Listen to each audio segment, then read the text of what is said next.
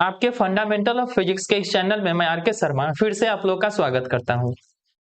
मेरे छात्रों, आज छठ पर्व का समापन हो गया। वैसे देव का पूजा हम लोगों ने 3-4 दिनों से किया है, जो है जगत के तारनहार। 7 घोड़ों की है जिनकी सवारी ना कभी रुके, ना कभी थके और ना ही कभी देर करे। सूरज हमारे ऐसे हैं जो समय से निकलते हैं, समय से हम लोग को ऊर्जा देते हैं और समय से डूबते हैं। तो ऐसे जो भी देव हैं जिनको हम लोग सूरज के नाम से जानते हैं, उनसे हम लोग को सीखना चाहिए। उनसे हमें सीखना चाहिए कि अंधेरा के बाद उजाला आता है, रात के बाद दिन आता है, सुख के बाद दुख आता है और असफलता के बाद सफलता आता है, गरीबी के बाद अमीरी आता है। इसलिए घबराना नहीं चाहिए। हम लोग को अपने रूटीन को सेट करना चाहिए सूरज को देखकर कि जरा सोचिए, जो सूरज है वह कभी भी अपने रूटीन से इधर उधर नहीं होता है। उनका जो रूटीन है वह हमेशा के लिए फिक्स है। तो हम लोग क्या करते हैं कि 2-4 दिन के लिए रूटीन बनाते हैं, उसके बाद फिर उस रूटीन को अनफॉलो करना शुरू कर देते हैं। अगर हम सूरज की तरह चमकना चाहते हैं तो सूरज की तरह हमें जलना पड़ेगा, सूरज की तरह समय का पालन करना पड़ेगा, अपने समय के प्रति पंक्चुअल रहना होगा। तो सूरज का जो यह पर्व है हम लोग को यही सब सिखाता है और हम लोग का आशीर्वाद आप लोग के साथ है कि आप भी सूरज की तरह चमकते रहें। आज हम लोग रूबरू हो रहे हैं किस पर्पस से, तो आप लोग को पता होगा सेंटअप एग्जाम का जो वीवीआई क्वेश्चन था, 1 से 50 तक का क्वेश्चन पिछला वीडियो में आप लोग को मैंने समझा दिया था और संभवतः आप लोग याद कर चुके होंगे। 100 ऑब्जेक्टिव क्वेश्चन हम लोग को बनाना था, जिसमें से 60 से प्लस क्वेश्चन आप लोग का आना है। आज का जो बचा हुआ 51 से 100 तक का क्वेश्चन है उसको हम लोग सोल्व करेंगे। तो समय को गवाए बिना बढ़ते हैं अपने क्वेश्चन की ओर। यह फंडामेंटल ऑफ फिजिक्स का लोगो है आप लोग के सामने। क्वेश्चन में हम लोग चलते हैं। क्वेश्चन आ गया 51 नंबर क्वेश्चन। 50 तक हम लोग बना चुके थे। 51 नंबर क्वेश्चन आप लोग के सामने स्क्रीन पर है, देख लीजिए क्वेश्चन क्या है। 51 नंबर क्वेश्चन है कि cause of colour of light, यानी प्रकाश के रंग का कारण। आप लोग याद किए होंगे कि प्रकाश के रंग का कारण होता है फ्रीक्वेंसी। कभी कभी फ्रीक्वेंसी ना दे के वेवलेंथ दे देता है, तो दोनों चलेगा। अगर फ्रीक्वेंसी दिया हुआ है तो ठीक, नहीं दिया हुआ है तो वेवलेंथ चलेगा। वेवलेंथ का हिंदी हो जाएगा तरंग दैर्ध्य, यहाँ छूट गया है। वेवलेंथ का हिंदी हो जाएगा तरंग दैर्ध्य। तो प्रकाश के रंग का कारण अगर ऑप्शन में फ्रीक्वेंसी है, आवृत्ति है, तो वह होगा, नहीं है तो तरंग दैर्ध्य हो जाएगा। दूसरा क्वेश्चन देख लीजिए। दूसरा क्वेश्चन आप लोग को दिख रहा होगा, 52 नंबर क्वेश्चन। इस क्वेश्चन में है the ray of light bends in passing from one medium to another medium, the bending of ray is called. यानी प्रकाश किरण एक माध्यम से दूसरे माध्यम में जा रही है और जब जाती है तो मुड़ जाती है। मुड़ने की इस घटना को क्या बोलते हैं, तो आप लोग को पता होगा, इसको कहा जाता है रिफ्रैक्शन यानी अपवर्तन। जब भी प्रकाश किरण एक मीडियम से दूसरे मीडियम में जाता है तो अपने पाथ को चेंज कर लेता है, और चेंज करने का कारण अगर पूछा जाता है तो चेंज इन वेलोसिटी, वेग में परिवर्तन। तो यहाँ इस मुड़ने की घटना को कहा जाता है अपवर्तन। 52 के बाद 53 नंबर क्वेश्चन में चलिए, क्रिटिकल एंगल, क्रांति कोण आपसे पूछा जा रहा है। किसके लिए, तो जल के लिए, वाटर के लिए क्रिटिकल एंगल पूछा जा रहा है। और यह हम आप लोग को निकालना भी सिखाए थे, याद भी होगा। अभी हम शॉर्ट में बना रहे हैं इसलिए डायरेक्ट में चलते हैं। इसका फॉर्मूला क्या था, तो sine i c is equal to 1/μ।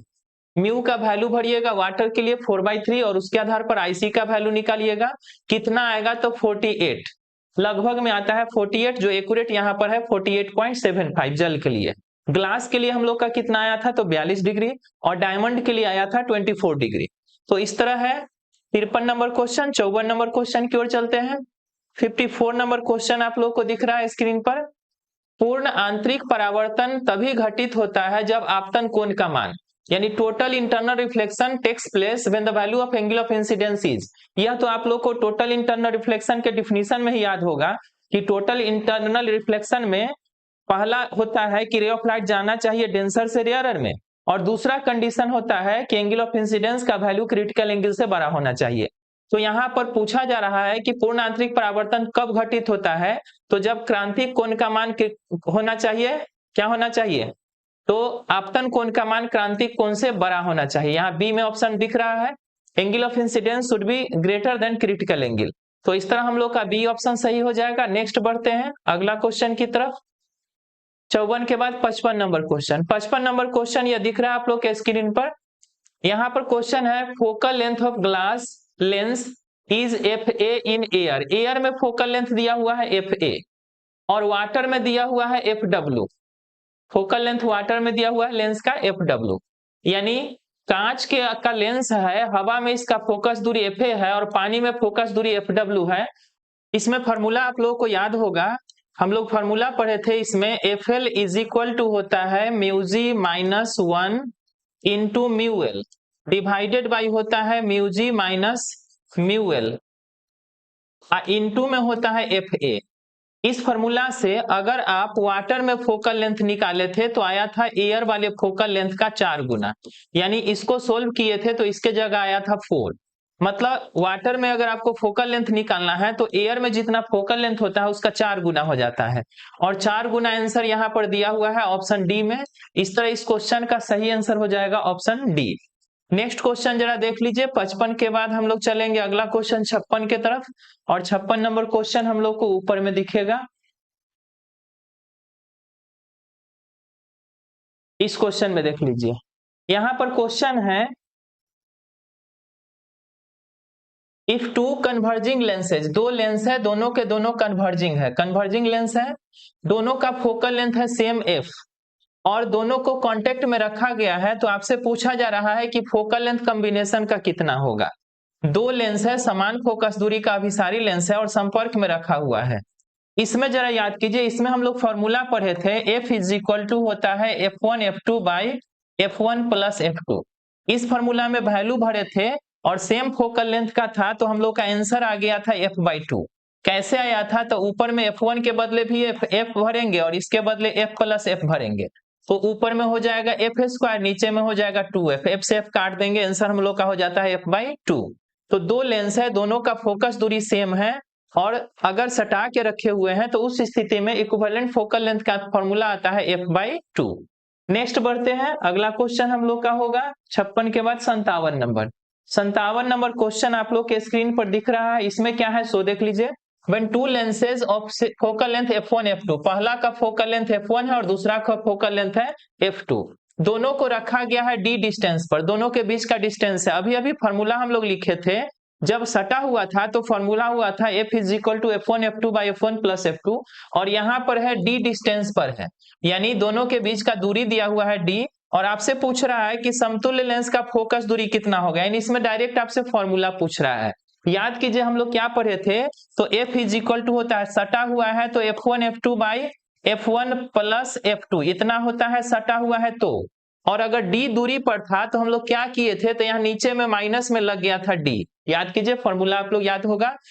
खोजिए, अब ऑप्शन खोजिए कौन सा सही है, तो ऑप्शन हम लोग को दिख रहा है कौन सा, तो डी ऑप्शन सही दिख रहा है। F is equal to F1 F2 by F1 plus F2 minus D.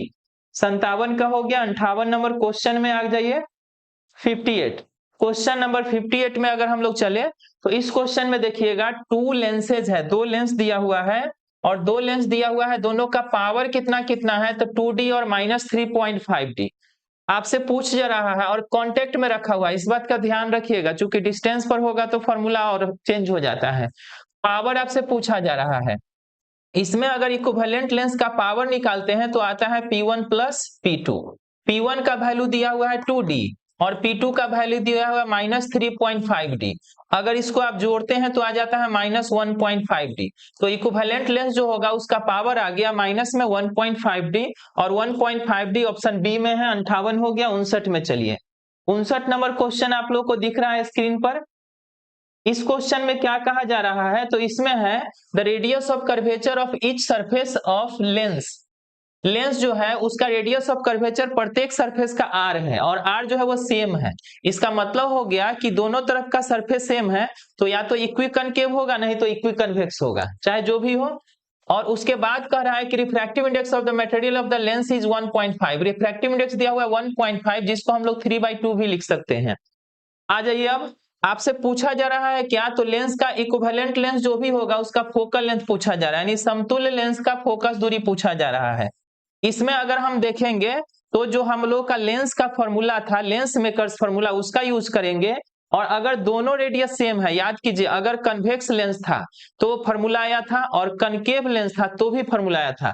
आप लोगों को हम फॉर्मूला याद कराते हैं, इसको थोड़ा सा ऊपर कर दे। अगर हम लेके चलते हैं इक्वी कन्वेक्स, तो उसमें हम लोग का फॉर्मूला आया था 1/f is equal to 2/r into mu minus 1, इस तरह का फॉर्मूला आया था। और अगर इक्वी कनकेव था, इक्वी कनकेव यानी अगर दोनों सरफेस सेम है और कन्वेक्स लेंस है तो उसको इक्वी कन्वेक्स बोलते हैं, और दोनों सरफेस सेम है और कनकेव है तो उसको बोलते हैं कॉनकेव। तो यहाँ पर स्पष्ट नहीं है कि कनकेव है या कन्वेक्स है, दोनों रेडियस सिर्फ सेम कह रहा है। इस स्थिति में क्या हो जाता है, तो इसमें लग जाता है माइनस। तो जब यहाँ स्पष्ट नहीं है तो हम प्लस भी लेके चल सकते हैं और माइनस भी लेके चल सकते हैं, दोनों में से कोई भी लेके चल सकते हैं। तो हमारा जो आंसर आएगा वह प्लस में भी आ सकता है और माइनस में भी आ सकता है। और उसी के आधार पर यहाँ ऑप्शन जो दिया हुआ है, चारों ऑप्शन में देखिएगा कि प्लस माइनस लगा हुआ है। तो यह तो प्लस माइनस का कहानी हो गया। हम लोग को करना क्या है, तो इसमें f का वैल्यू निकालना। अब एक f का वैल्यू निकालने के लिए 1/f is equal to 2/r जैसे है वैसे रहेगा। म्यू का वैल्यू भरेंगे 3/2 और -1 करेंगे तो बचेगा 1/2।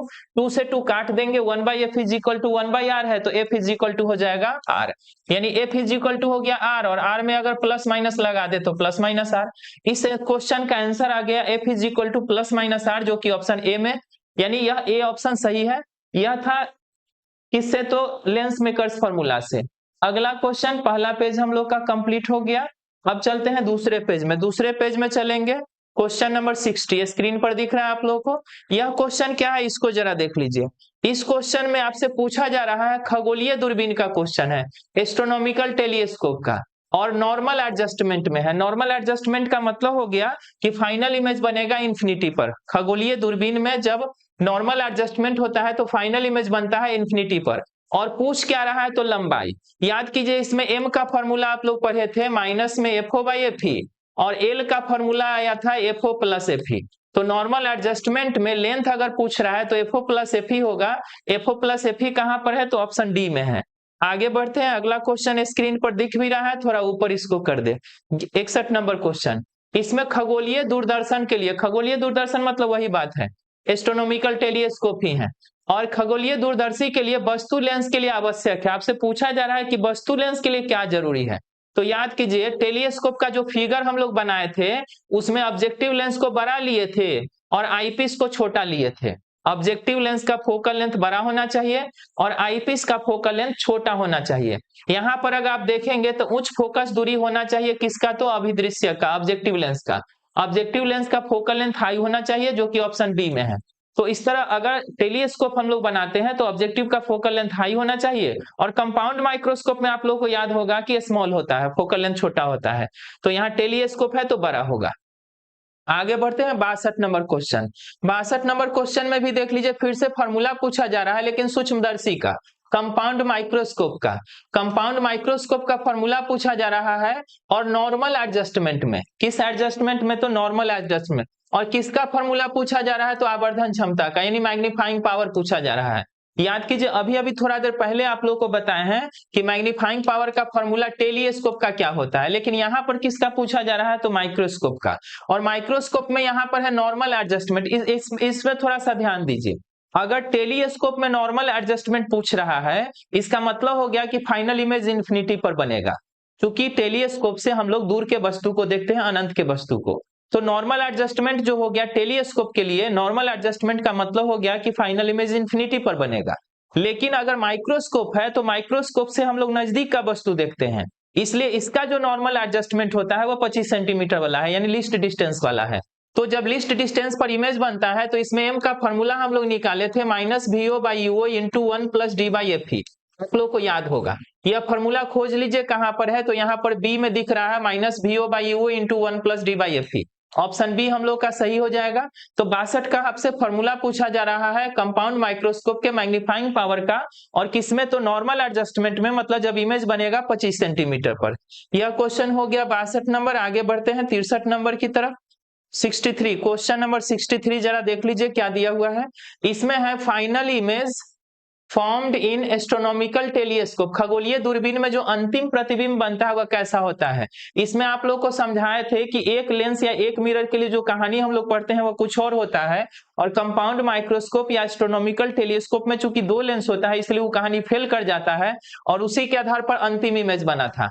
अंतिम इमेज कैसा बना था याद कीजिए, अगर हम एस्ट्रोनॉमिकल टेलीस्कोप का फिगर बनाते हैं तो इस तरह 2 लेंस बनाए थे, और आपका वस्तु जो था अनंत पर था। एक इमेज यहाँ पर बनाए थे, दूसरा फाइनल इमेज यहाँ पर बना था। कैसे बना था, तो यहाँ से रे ऑफ लाइट इस तरह गया था और इस तरह गया था, यहाँ से भी इस तरह गया था, दोनों को पीछे की ओर लाके मिलाए थे। इस तरह पीछे की ओर लाने पर जो इमेज बना था वो उल्टा बना था, तो यह फाइनल इमेज उल्टा बना था। चूंकि पीछे की ओर लाके बनाए थे इसलिए वर्चुअल था। तो यहाँ पर जो इमेज बनता है वह कैसा होता है, तो वर्चुअल होता है और इन्वर्टेड होता है, काल्पनिक होता है और उल्टा होता है, जो कि ऑप्शन सी में है। तो इस तरह 63 का सही आंसर हो जाएगा काल्पनिक और उल्टा, जो कि कंपाउंड माइक्रोस्कोप में भी इसी तरह का बनता है और टेलीस्कोप में भी इसी तरह का बनता है। 63 नंबर हो गया। नेक्स्ट चलते हैं 64 नंबर के लिए ऊपर की ओर।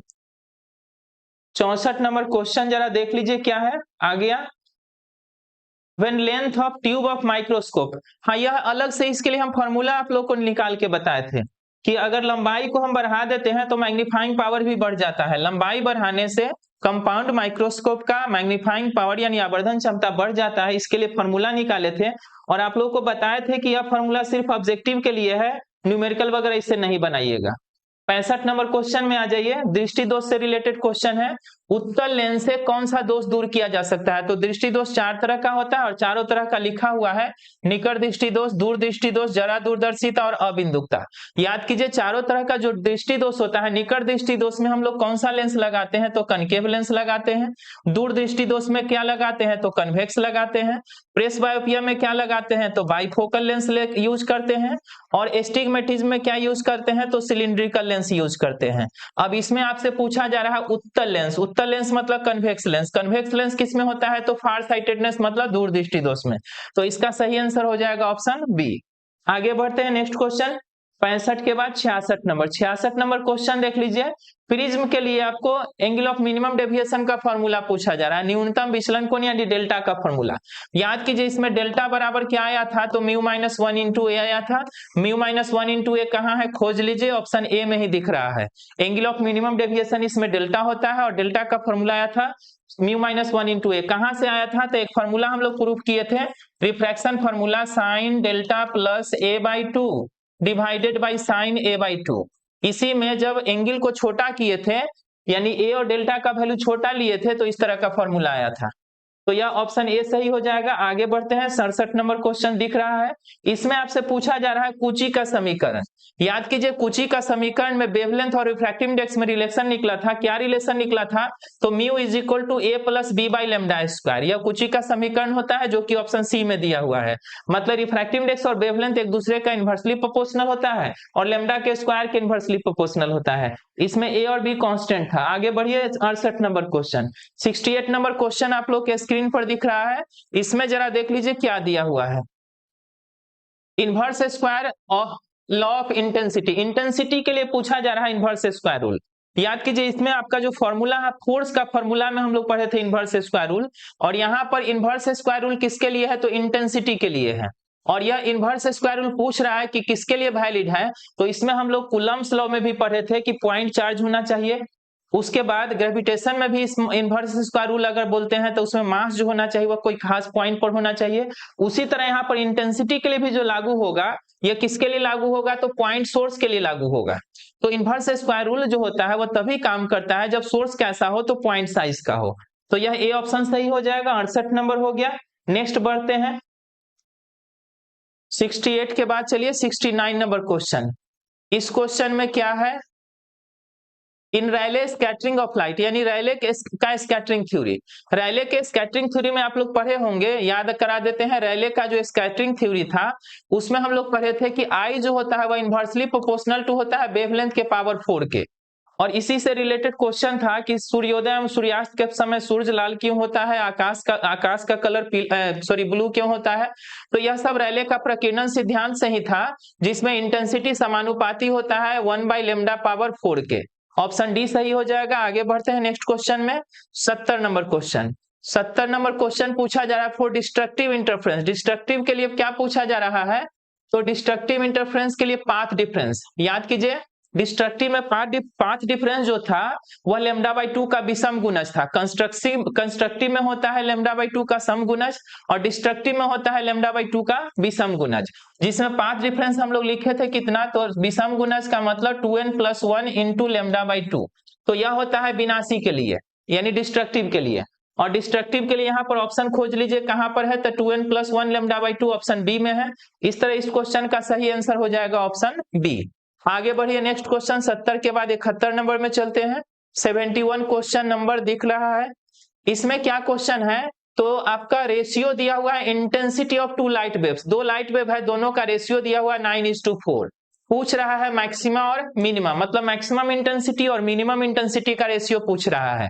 अधिकतम तीव्रता और न्यूनतम तीव्रता का अनुपात इसमें पूछ रहा है। इसमें आप लोग को बताए थे कि कोई एक रेशियो आपको देता है और बाकी 3 रेशियो बचता है, वो तीनों में से कोई भी आपसे पूछ सकता है।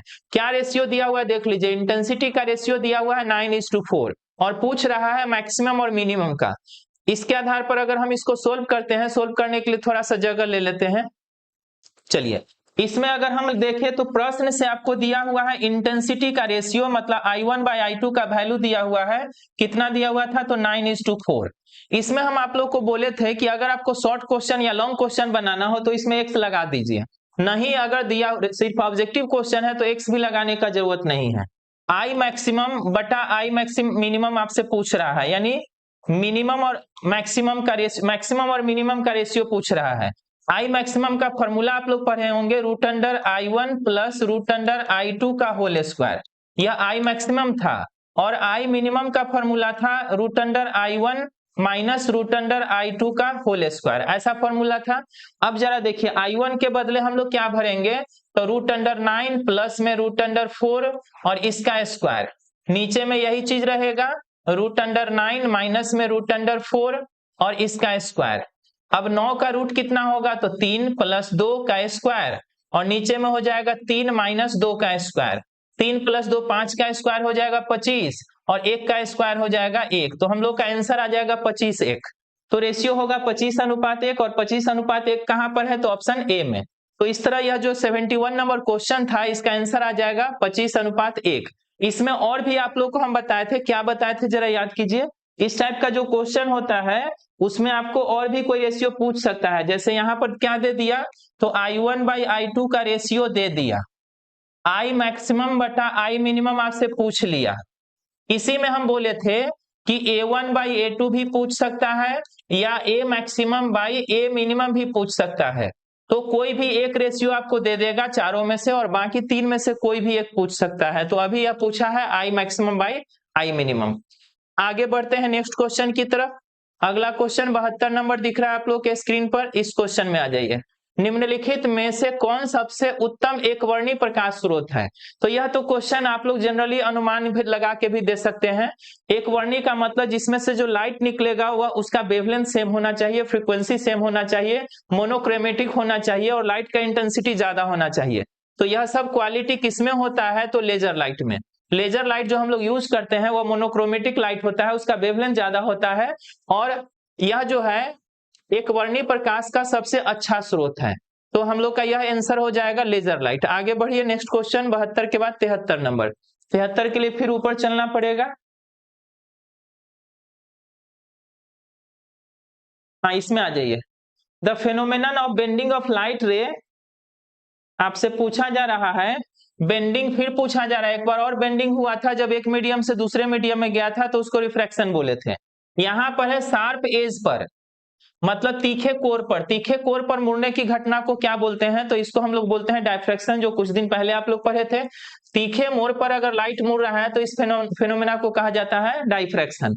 आगे बढ़ते हैं नेक्स्ट क्वेश्चन क्या है, द सोलर स्पेक्ट्रम। इसमें अभी आप लोगों को याद करवाए थे कि सोलर स्पेक्ट्रम जो होता है वह काली रेखाओं का जो पट्टी होता है, काली रेखाओं का पट्टी होता है और इसमें उस रेखा का नाम हम लोग दिए थे फ्राउनहोफर रेखा, याद होना चाहिए आप लोग को। तो यह क्या होता है, तो काली रेखा का पट्टी होता है, मतलब काली रेखा का स्पेक्ट्रम होता है, जो कि ऑप्शन डी में है। इसी को फ्राउनहोफर रेखा भी बोलते हैं। नेक्स्ट आगे बढ़िए 74 के बाद 75 में कैथोड रे। कैथोड रे जो होता है वो किसका ग्रुप होता है? तो कैथोड में क्या होता है, तो हम लोग विसर्जन नली लेते हैं, एक प्लेट इधर होता है, एक प्लेट इधर होता है, इधर कैथोड होता है निगेटिव, इधर पॉजिटिव होता है, इसमें से जो लाइन सब निकलता है यानी इलेक्ट्रॉन ही निकलता है। तो इलेक्ट्रॉन का जो समूह होता है उसी को कहा जाता है कैथोड। तो कैथोड किसका समूह होता है? तो इलेक्ट्रॉन का। यह ऑप्शन ए में है, ऑप्शन ए आप लोग का सही है। आगे बढ़ते हैं नेक्स्ट क्वेश्चन की तरफ। थॉमसन विधि से हम ज्ञात कर सकते हैं। अब इसमें समझिए, थॉमसन ने इलेक्ट्रॉन का खोज किया था, और इलेक्ट्रॉन का खोज किया था उसमें यह दिखाया था कि इलेक्ट्रॉन के लिए जो पोटेंशियल एनर्जी होता है वह काइनेटिक एनर्जी के बराबर होता है, और उसके आधार पर E/m का वैल्यू निकला था। थॉमसन मॉडल में किसका वैल्यू निकला था? तो E/m का। E/m का मतलब charge of electron by mass of electron. अब इसके आधार पर अगर आप खोजेंगे तो इलेक्ट्रॉन के आवेश तथा द्रव्यमान का अनुपात निकला था। ऑप्शन डी में सही ऑप्शन है।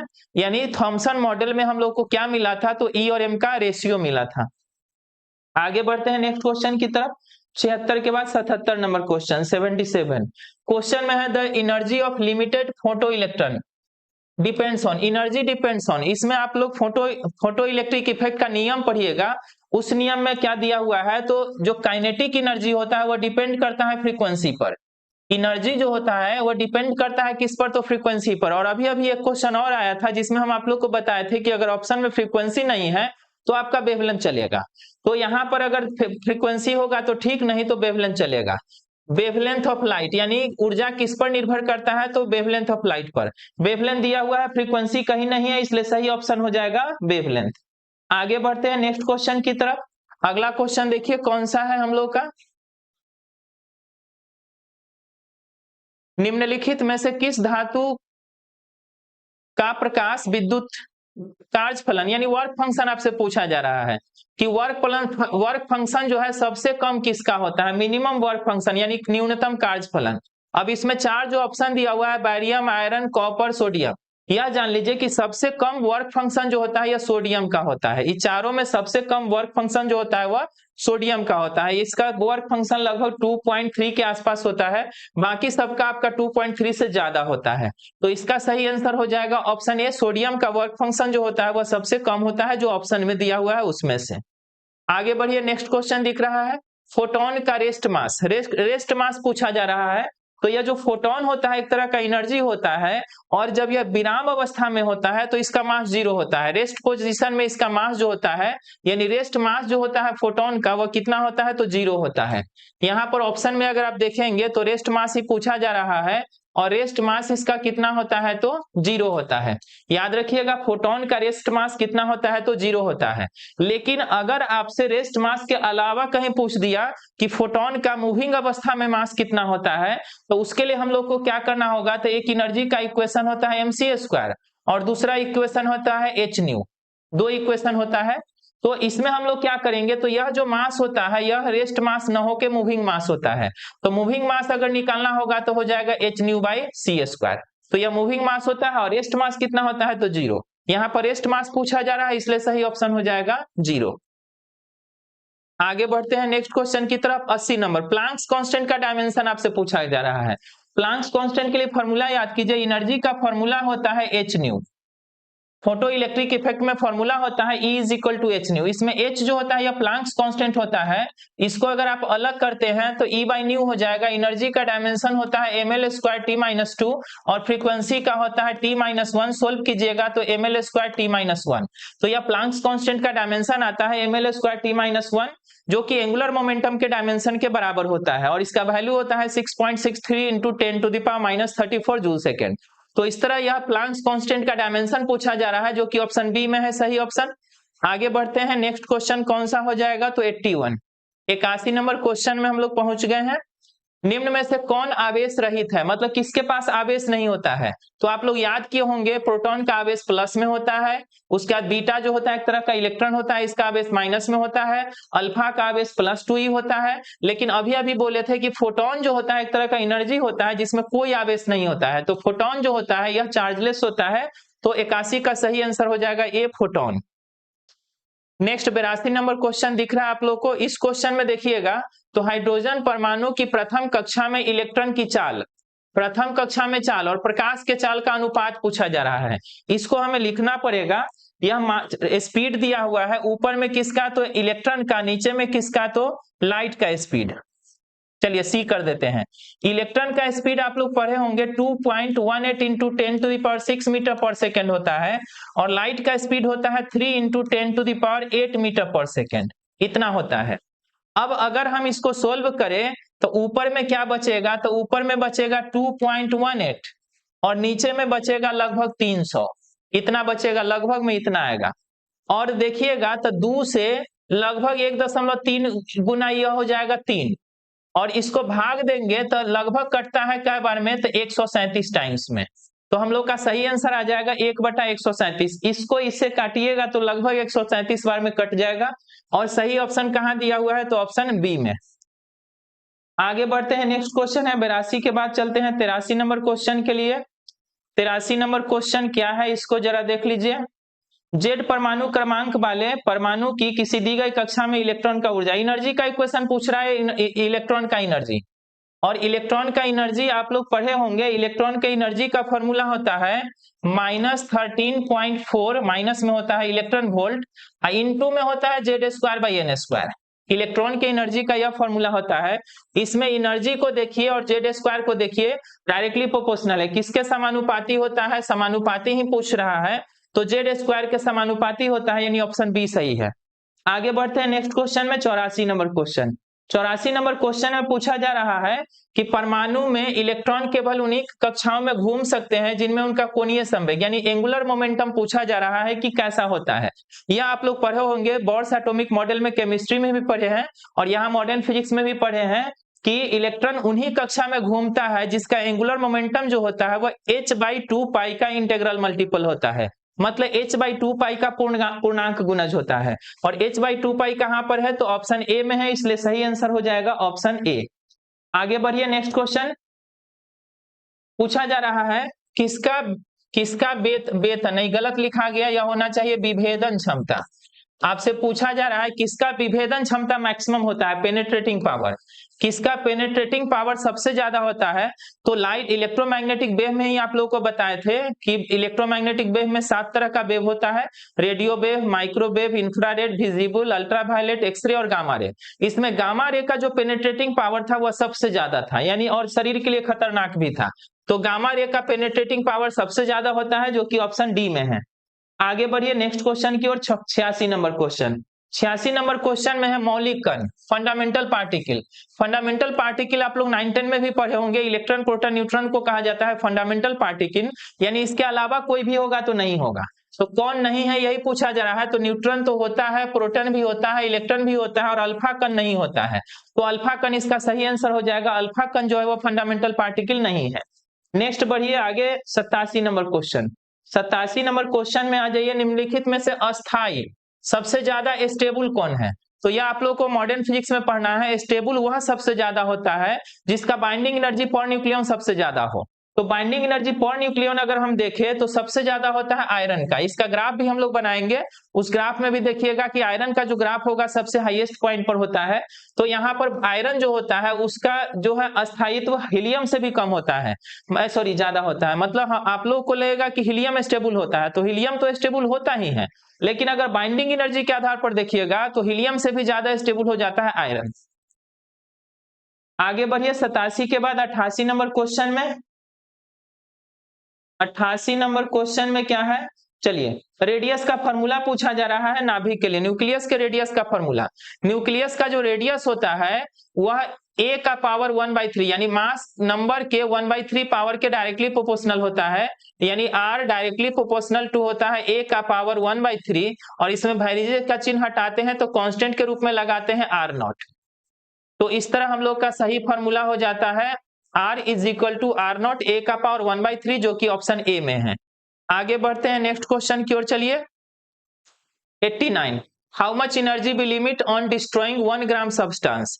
इसमें 1 ग्राम सब्सटेंस के नष्ट होने से कितना एनर्जी निकलेगा वही आपसे पूछा जा रहा है।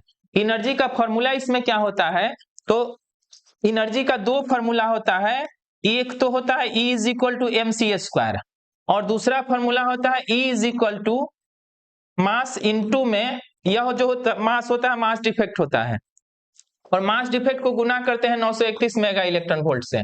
तो इस तरह हमारा एनर्जी जो निकलता है मेगा इलेक्ट्रॉन वोल्ट में निकलता है, लेकिन इसमें मेगा इलेक्ट्रॉन वोल्ट में नहीं पूछ रहा है, इसमें किलोवाट आवर में पूछ रहा है। अब किलोवाट आवर में अगर एनर्जी निकालना चाहेंगे तो एम का वैल्यू यहाँ पर दिया हुआ है 1 ग्राम।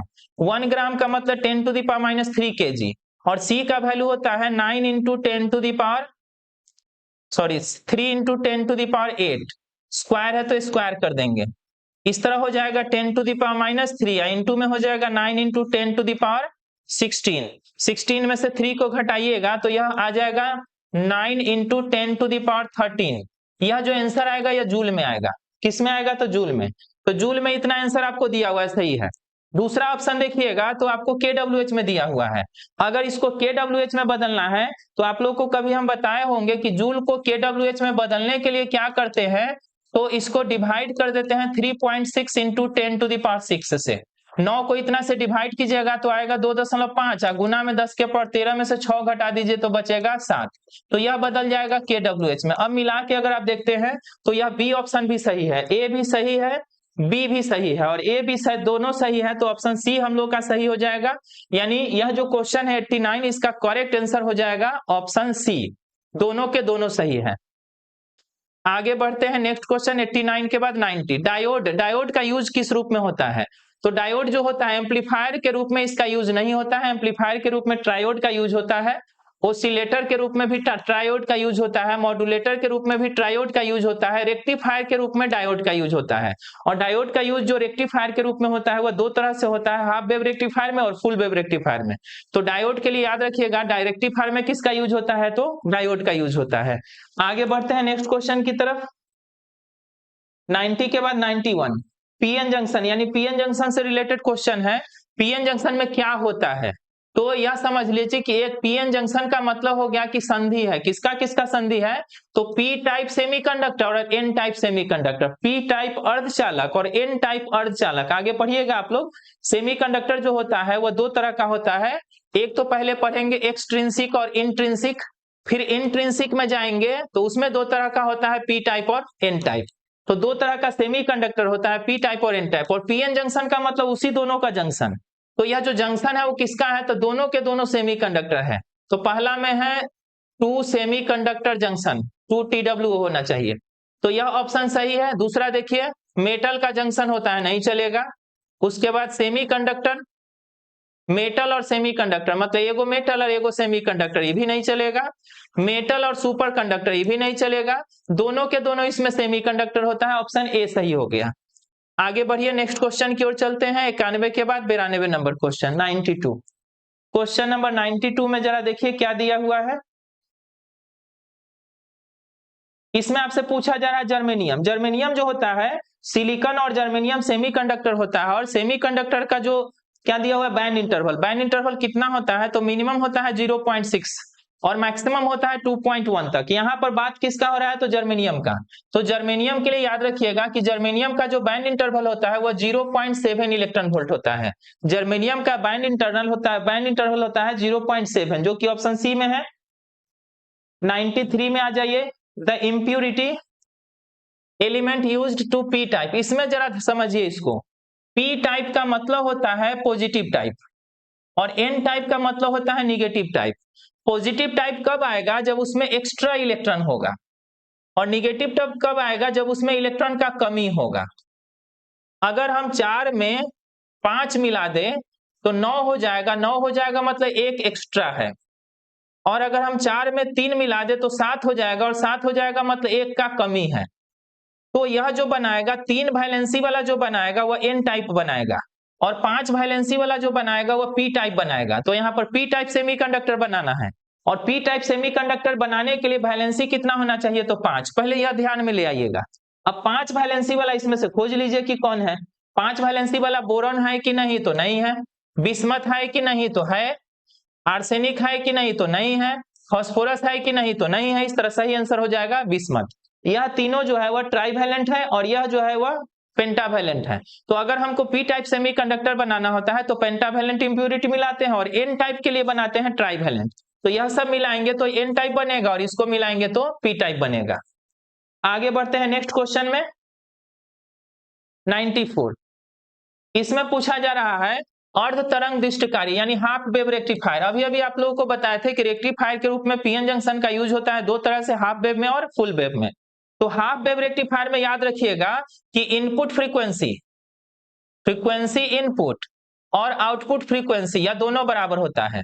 हाफ वेव रेक्टिफायर अगर है तो इनपुट फ्रीक्वेंसी और आउटपुट फ्रीक्वेंसी बराबर होता है, और अगर फुल वेव रेक्टिफायर है तो उसमें आउटपुट फ्रीक्वेंसी जो है वह इनपुट फ्रीक्वेंसी का 2 गुना हो जाता है।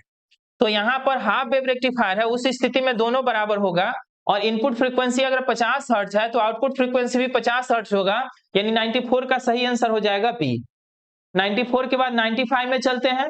95 में क्या क्वेश्चन है, तो बुलियन एक्सप्रेशन पूछा जा रहा है नॉर गेट के लिए। किस गेट के लिए, तो नॉर गेट के लिए। नॉर गेट जो होता है और का उल्टा होता है। इसको थोड़ा समझने के लिए अगर समझ जाइएगा तो एकदम इजी है ये सब। नॉर जो है और का उल्टा होता है। और कब लगता है, तो जब दो में से किसी एक को हम जोड़े तो आउटपुट ऑन हो जाए, उसको और बोलते हैं। और का मतलब दो में से कोई एक।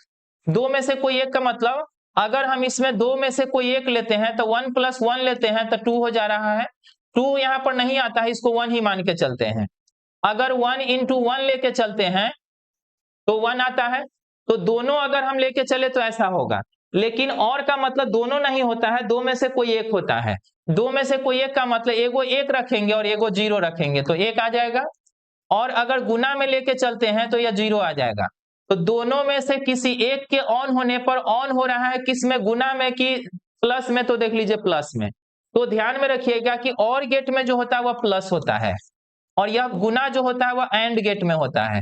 एंड गेट है तो गुना होगा, और गेट है तो प्लस होगा। अब इस और गेट में क्या लग गया है, तो n लग गया है। तो n का मतलब ऊपर में बार लगा दीजिए। अगर n लगा हुआ है तो उसी पर क्या लगा देंगे, तो बार। तो पहली बात तो प्लस में रहना चाहिए, ऊपर में क्या रहना चाहिए, तो बार रहना चाहिए। इस तरह सही ऑप्शन हो जाएगा डी। अगर नैंड होता तो गुना वाला लेके चलते, और अगर एंड होता तो ऊपर से बार को भी हटा के चलते।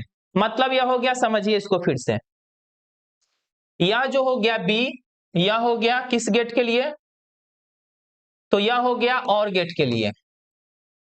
और यह और में अगर ऊपर में बार लग गया तो यह हो गया नॉर गेट के लिए। अगर गुना वाला आप देख के चलते हैं तो बिना बार के है तो एंड गेट हो जाएगा, और बार अगर लग गया तो नैंड गेट हो जाएगा।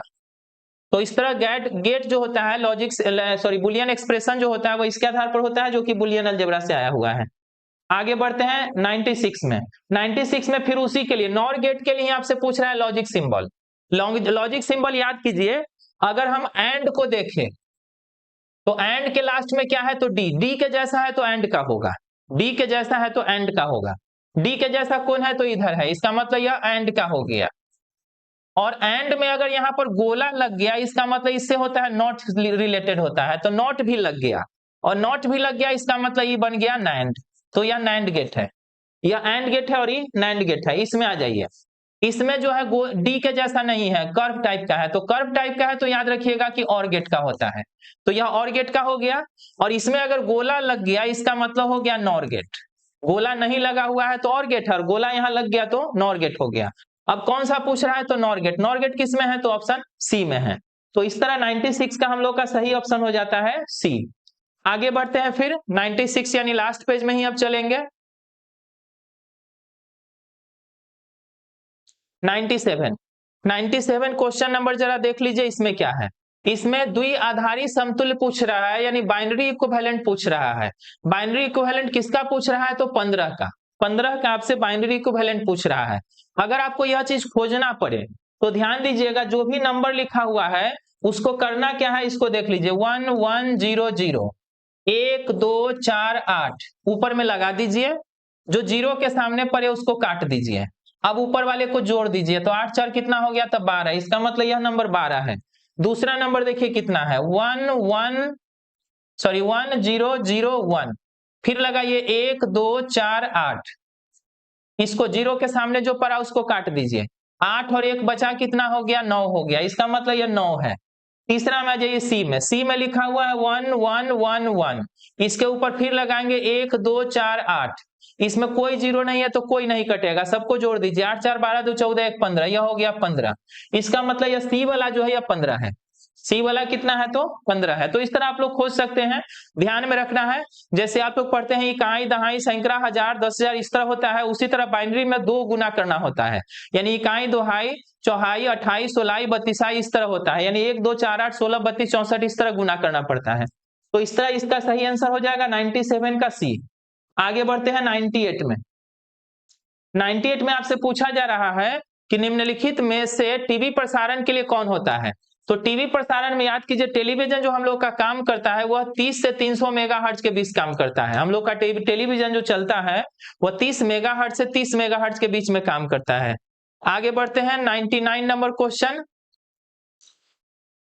Half life period of radio active element. Half life आपको दिया हुआ है 1600 वर्ष और एवरेज लाइफ आपसे पूछ रहा है। हाफ लाइफ दिया हुआ है और एवरेज लाइफ पूछा जा रहा है। अब इसमें जरा समझिए, इसको अगर डायरेक्ट आपको बनाना हो तो ध्यान में रखिएगा कि एवरेज लाइफ अगर आपको निकालना हो, क्या निकालना हो, एवरेज लाइफ, तो एवरेज लाइफ निकालने के लिए जो हाफ लाइफ होगा उसको गुना कर दीजिए 1.44 से। 1.44 से गुना कीजिएगा तो आपका एवरेज लाइफ मिल जाएगा। यह कहां से आया है, यह अगर आप निकालना चाहे तो हाफ लाइफ जो होता है वह 0.693 बाई लेमडा होता है। हाफ लाइफ का यह फॉर्मूला होता है। तो हाफ लाइफ का फॉर्मूला इतना होता है और एवरेज लाइफ का जो फॉर्मूला होता है वह क्या होता है, तो वह सीधा सीधी 1 बाई लेमडा होता है। इसका मतलब यह हो गया कि हाफ लाइफ अगर दिया हुआ है, एवरेज लाइफ अगर दिया हुआ है, अगर हाफ लाइफ हम यहाँ पर इसको सोल्व करना चाहे तो यह कितना हो जाएगा, तो 0.693 इंटू में हो जाएगा 1 बाई लेमडा, ऐसा हो जाएगा। और 1 बाई लेमडा के बदले हम लोग एवरेज लाइफ भर सकते हैं। एवरेज लाइफ को यहाँ छोड़ देंगे, इसको इधर में भेज देंगे तो यह 1.44 हो जाता है। अब इतना से अगर गुना कीजिएगा तो 1600 को गुना करना है 1.44 से, 1600 को गुना करना है 1.44 से। अगर 1600 को हम 1.5 से गुना करें तो 2400 आएगा, अब 1.44 से गुना करेंगे तो उससे थोड़ा सा कम आएगा, यानी सही आंसर हो जाएगा हम लोग का 2309। यह ज्यादा एक्यूरेट होगा। तो सही आंसर हम लोग का ये हो गया। आगे बढ़ते हैं, 99 हो गया है। 100 नंबर क्वेश्चन, 100 नंबर क्वेश्चन जो हो गया यह लास्ट क्वेश्चन हो गया, लेकिन एक क्वेश्चन और यहाँ पर दिख रहा है, मतलब एक क्वेश्चन इसमें बढ़ा हुआ है। बढ़ा हुआ इसलिए है चूंकि 101 को हम लोग शुभ मानते हैं, तो 100 पर ना छोड़ के हम 101 पर पहुंचा दिए हैं। ऑप्टिकल फाइबर होता है, ऑप्टिकल फाइबर क्या होता है ये आपसे पूछा जा रहा है। तो ऑप्टिकल फाइबर जो होता है एक तरह का ट्रांसमिशन लाइन होता है, सही बात है, और वेव गाइड भी होता है। हालांकि वेव गाइड का काम करता है, वेव गाइड होता नहीं है लेकिन वेव गाइड का काम करता है। तो सी में दिया हुआ है बोथ, इसका मतलब हो गया कि ज्यादा सही आंसर इसका सी हो जाएगा, क्योंकि ऑप्टिकल फाइबर से हम लोग ट्रांसमिशन लाइन का तो यूज 100% करते ही करते हैं। वेव गाइड भी जो काम होता है वह हम लोग रेडियो तरंग को भेजने के लिए ही करते हैं, और रेडियो तरंग को इससे भी भेजा जाता है। तो इस तरह इसका सही ऑप्शन हो जाएगा दोनों, यानी ऑप्टिकल फाइबर जो होता है ट्रांसमिशन लाइन तो होता ही होता है, वेव गाइड भी उसी तरह का चीज होता है, इसलिए इसका दोनों चलेगा, ऑप्शन सी सही हो जाएगा।